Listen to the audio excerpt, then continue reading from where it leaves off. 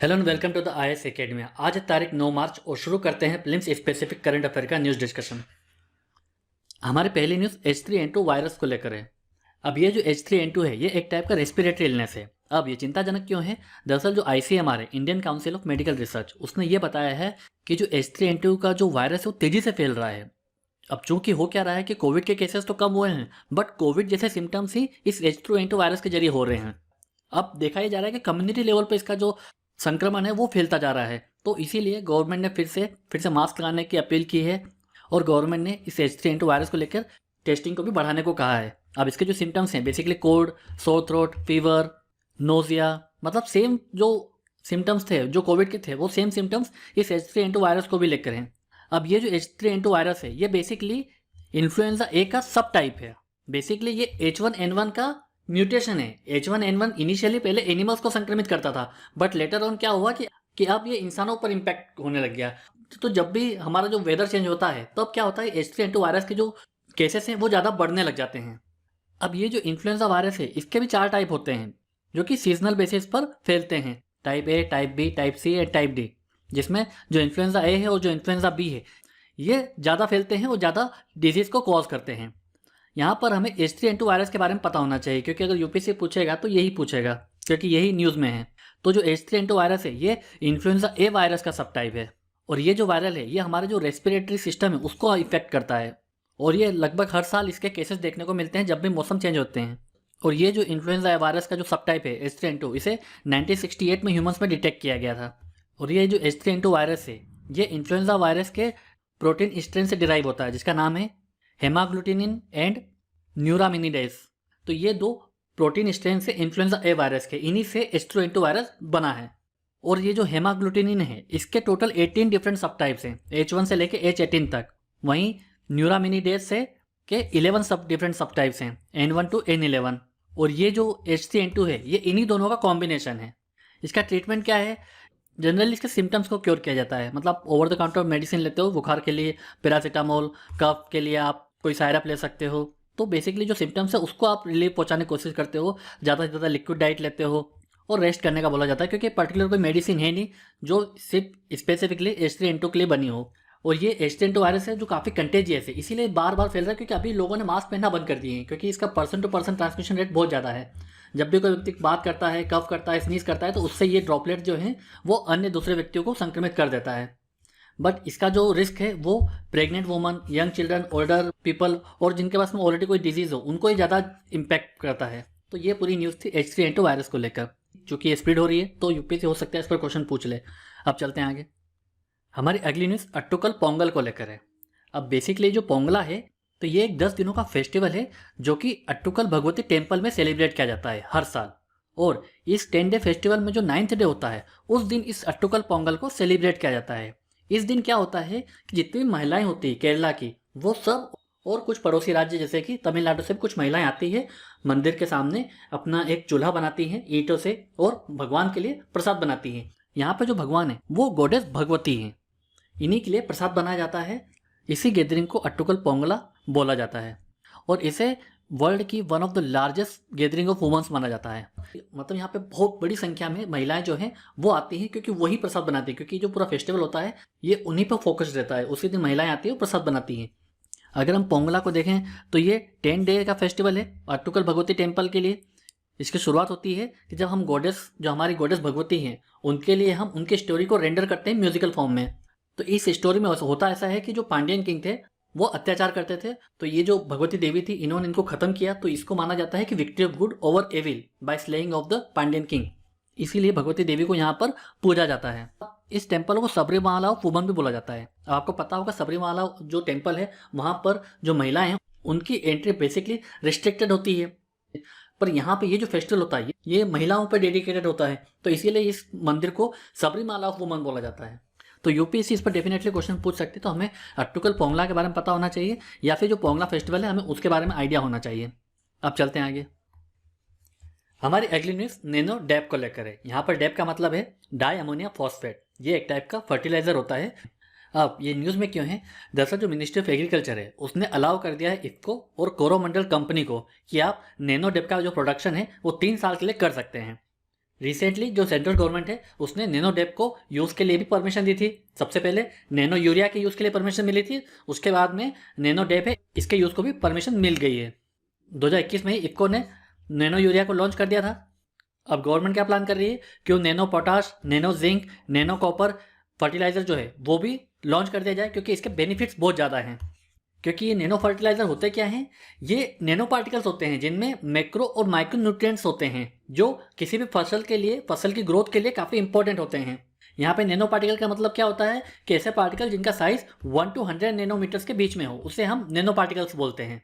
Nano Depp क्या होता है कि तो ये दो चीज़ों से मिलकर बना होता है, नैनो पार्टिकल्स ऑफ नाइट्रोजन और नैनो पार्टिकल्स ऑफ फॉस्फोरस। तो ये फॉस्फेट बेस्ड फर्टिलाइजर होता है जिसे अमोनिया के साथ फॉस्फोरिक एसिड को रिएक्ट कराया जाता है जिसमें नाइट्रोजन और फॉस्फोरस होते हैं। अब नैनो डेप जरूरी क्यों है, तो अगर आप यूरिया के बाद देखोगे तो डेप का सबसे ज़्यादा यूज़ होता है एज ए फर्टिलाइजर इंडिया में, क्योंकि जो नाइट्रोजन और फॉस्फोरस होते हैं ये हमारे मेजर माइक्रो न्यूट्रिएंट्स होते हैं हमारे किसी भी क्रॉप की ग्रोथ के लिए, डेवलपमेंट के लिए। पर प्रॉब्लम क्या है कि हम यूरिया और साथ ही साथ जो डेप है उसका बहुत ज़्यादा इंपोर्ट करते हैं। जो हम डेप का जो यूसेज है इंडिया में कि हम आधे से ज़्यादा इसको इंपोर्ट करते हैं, क्योंकि हमारे देश में इतनी मैन्युफैक्चरिंग है नहीं डेप की। तो जब हम नैनो डेप का यूज़ करेंगे तब इससे हमारी सब्सिडीज़ कम होगी, क्योंकि जब इसका यूसेज ही कम हो जाएगा, इसका यूसेज हम इफेक्टिव कर देंगे, टारगेटेड कर देंगे, तो इसके ओवर यूज़ की समस्या दूर हो जाएगी, इसके लीकेज की समस्या दूर हो जाएगी। क्योंकि इंडिया जो है वो टॉप कंट्री है डाई अमोनियम फॉस्फेट इंपोर्ट में, और जब हम डेप यूज़ करते हैं तो ये एफिशिएंट यूज़ करता है उस फर्टिलाइजर को, उस केमिकल को, और ये हमारा जो वाटर कंजप्शन होता है क्रॉप का वो भी कम करता है। इससे जो फार्मर की इनपुट कॉस्ट होगी वो भी कम हो जाएगी।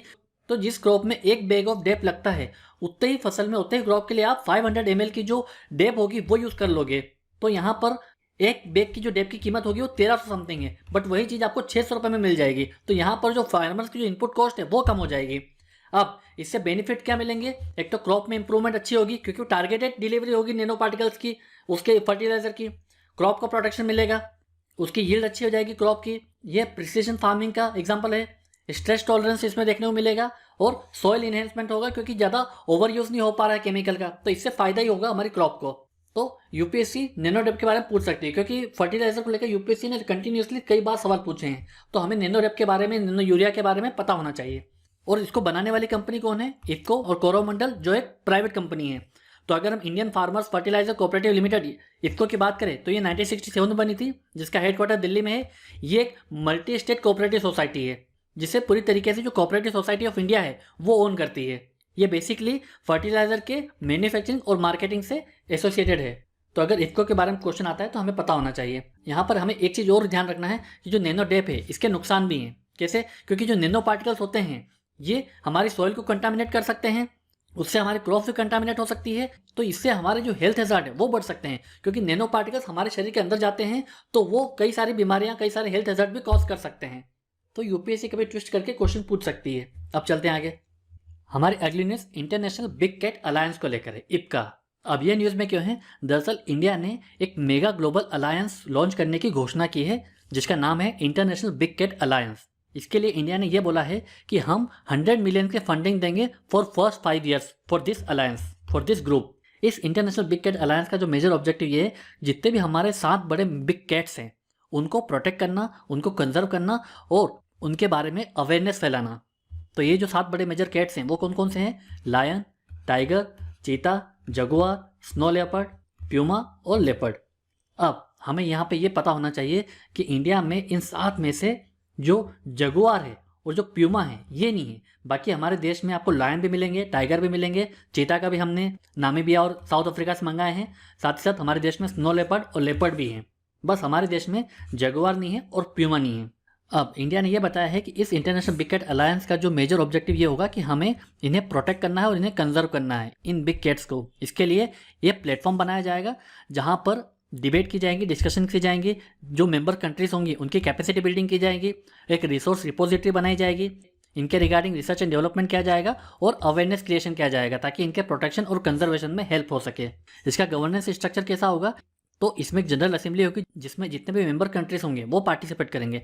साथ ही साथ एक काउंसिल होंगी जिसमें 7 से लेकर 15 मेंबर्स होंगे जो कि इलेक्ट किए जाएंगे मेंबर्स कंट्री के द्वारा। और ये जो काउंसिल होगी ये जो भी जनरल असेंबली जो डिसीजन लेती है उससे वो इम्प्लीमेंट करेगी।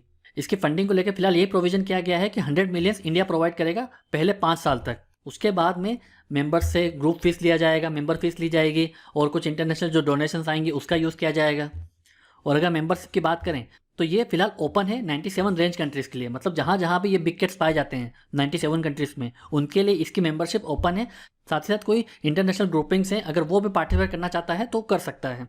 तो चूंकि ये जो पूरा अलायंस है वो इंडिया ने सजेस्ट किया है तो इस पर क्वेश्चन पूछ सकते हैं। हालांकि अभी तक से प्रपोज्ड है, ये बनी नहीं है, पर फिर भी हमें इसके बारे में पता होना चाहिए। अब चलते हैं आगे। अब एक प्रीवियस ईयर क्वेश्चन देख लेते हैं यूपीएससी का, जो यूपीएससी ने 2013 के प्रीलिम्स में पूछा था। क्वेश्चन है which one of the following groups of item is included in India foreign exchange reserve.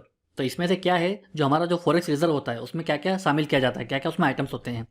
तो पहला ऑप्शन क्या है, foreign currency asset, special drawing rights HDR, loans from foreign countries. तो लोन नहीं होते हैं हमारे फॉरेक्स रिजर्व में। इसके बाद में सेकंड ऑप्शन है foreign currency asset, gold holdings of RBI and HDR। ये करेक्ट है क्योंकि उसमें फॉरेन करेंसी एसेट होते हैं, जो जितनी भी मेजर करेंसी होती है डॉलर और दूसरी, उसको शामिल किया जाता है। और जो गोल्ड होल्डिंग्स होती हैं उसे इंक्लूड किया जाता है और HDRs उसमें होते हैं। और अगर तीसरे और चौथे ऑप्शन में भी आपको लोन दिखाई देंगे तो लोन तो है ही नहीं, इतना तो हमें आइडिया है, क्योंकि लोन होगा तो फॉरेक्स रिजर्व कैसे होगा, क्योंकि वो तो लाइबिलिटीज है हमारी। बट ये जो फॉरेन करेंसी एसेट्स हैं, गोल्ड होल्डिंग्स हैं, ये हमारे क्या है, एसेट हैं, तो ये हमारे फॉरेक्स रिजर्व का पार्ट है, जबकि लोन हमारे फॉरेक्स रिजर्व का पार्ट नहीं होता है। तो इसका आंसर हो जाएगा बी।